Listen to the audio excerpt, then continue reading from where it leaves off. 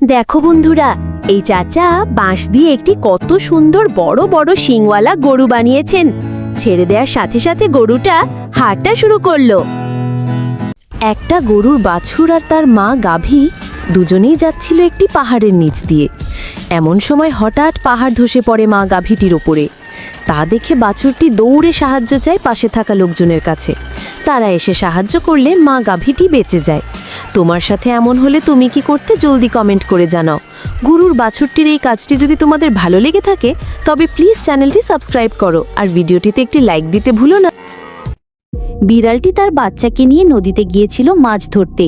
সে একটি বড় মাছ বড়শি দিয়ে ধরল এবং তার বাচ্চাকে সাইকেল চালিয়ে মজার দৃশ্য দেখাতে দেখাতে বাড়িতে চলে আসলো। বাড়িতে এসে সে তার বাচ্চাকে পরম যত্নে গোসল করালো, গা মুছিয়ে দিল। এরপর মাছটাকে কেটে ধুয়ে রান্না করে পরম আদরে তার বাচ্চাটাকে খাওয়ালো। বন্ধুরা, এই বিড়াল মায়ের জন্য একটা লাইক তো হতেই পারে, তাই না?